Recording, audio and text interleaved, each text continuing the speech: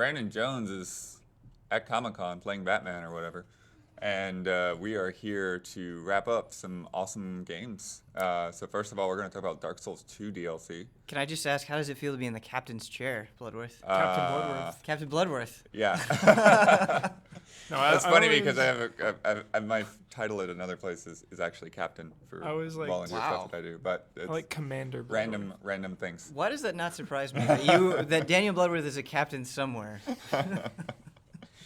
Sure. But yeah, I've only got to delve slightly into the DLC. Ben, you got to review it. Have you finished it yet? I beat it last night. You beat it last night. So You you guys, did all the you guys are bosses? the experts. All of it. I had the weird thing where I'd gotten the big giant patch, and even though I'd bought the DLC, I didn't actually have it downloaded. So I was like, well, it won't let me through the door. And I thought there was something I was missing. And I was like, no, you just didn't download the stupid key. Oh, weird.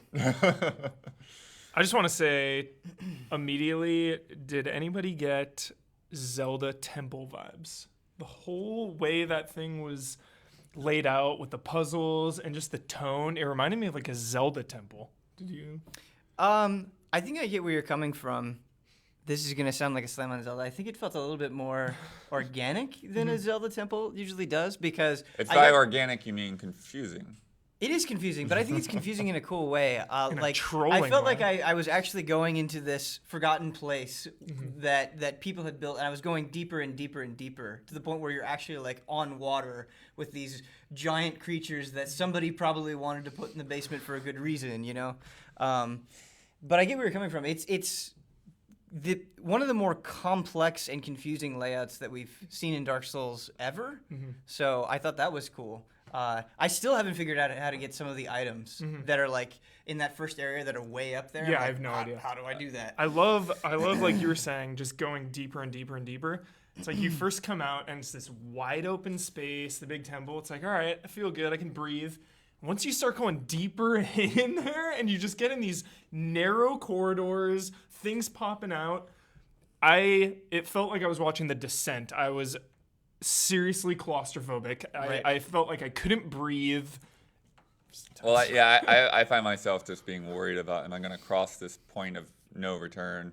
Which is funny because, I've got the eagle feather or whatever, so I can always go back to a bonfire, but I'm just all right, if I go this way, am I going to get stuck down some crazy path and not be able to walk backwards? But because there was a spot like that really early on where you're just okay, you walk off this edge and then there's nowhere else to go. You've got to warp back.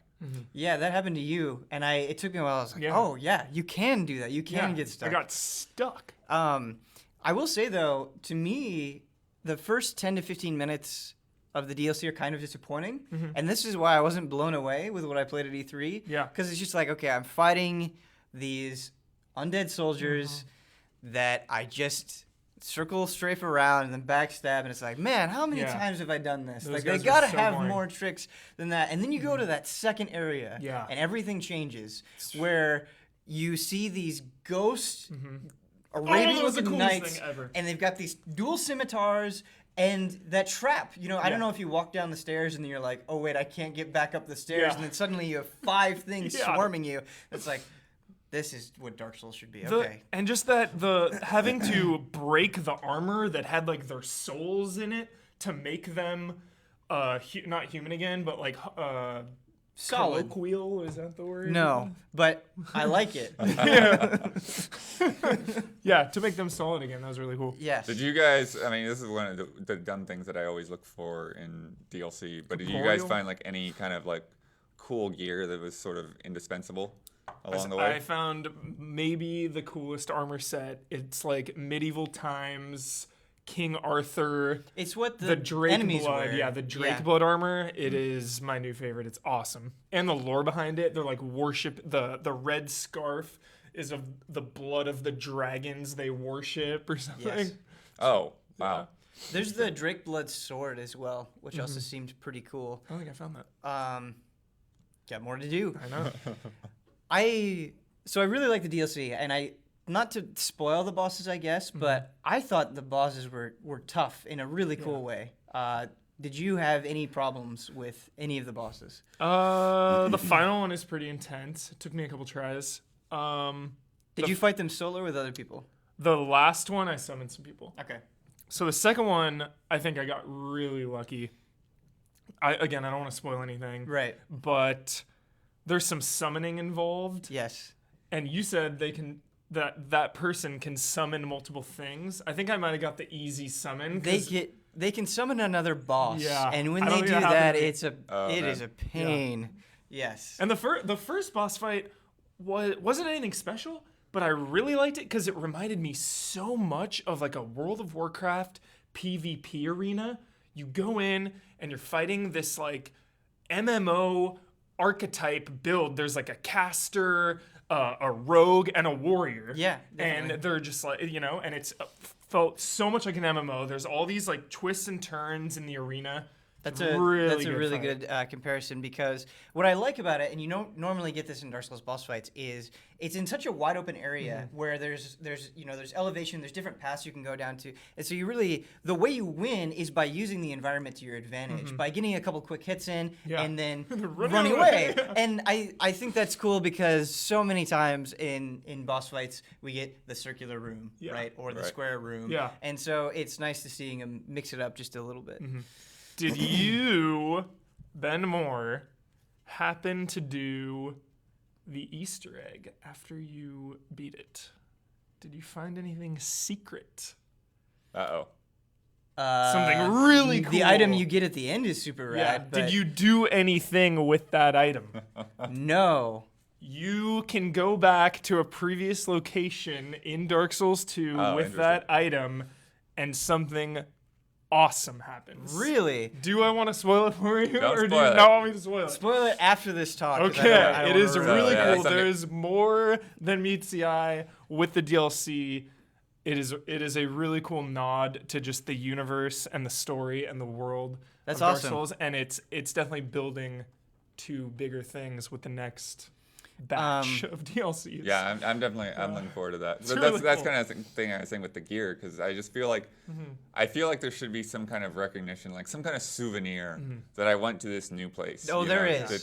to carry Get to me the back end. into the game. Yes, definitely. So I think, I mean, I'll have to get deeper into it, but I think I've maybe so far have been feeling like I have it a little bit easy, because I have a 175 level character and I haven't done a new game plus yet, so I'm just, like running through and taking guys out pretty easily with my my lightning sword or whatever. Have you gotten to the second place, like the crypt? No, I've just been wandering. Like I said, I've just been been in the elevator mazes. You know, it's like okay, if I go up and then I go halfway up and all of that kind of thing.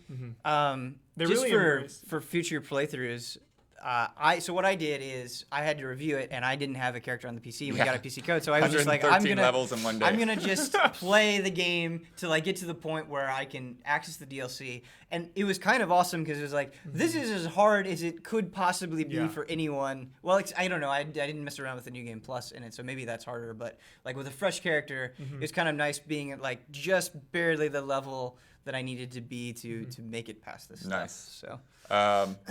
So from what you've seen of this, what are you looking forward to in the next two DLC?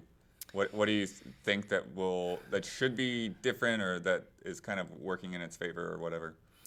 I think the thing that I sort of would like is to have it. You said this Easter egg ties things together a little bit, which is cool. But you don't. There aren't really any NPCs to talk to at all. Like you just kind of go to this place and you kill things and you fight bosses, and that's cool. Doesn't that sort of make sense? No, it does. Because I think one of the things that annoyed me in the main game is there'd be times where I'd go through like this huge process of getting to this crazy area, and then like, how did you get here?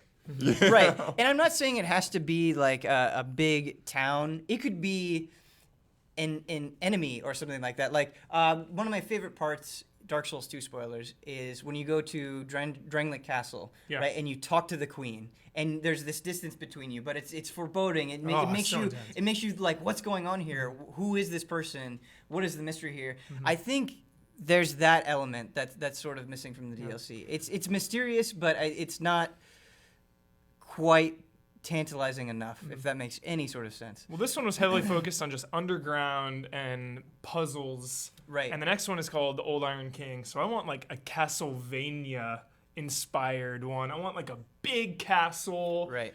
Dark, like skeletons coming out, maybe even some vampires or something. I guess that is really the biggest thing that I would want out of the 3 DLC packs is I want all of the areas to Variation. feel completely different from one another. Maybe less puzzles in the next one, more, just some kind of new gameplay element. Yeah, like I'm a big fan when they break the rules. Like let's say you go into an area like, oh, you can't cast spells here, or you could only cast spells here, or your weapons are extremely fragile where after a couple of swings they'll break. Like go nuts. This is the DLC. Yeah. Surprise us in ways that we don't expect. Yeah. All right, cool. So we will reconvene in about a month's time. August and 26th, already have it marked. See the next one. Yeah, I'm excited. This was the first DLC. Was really good.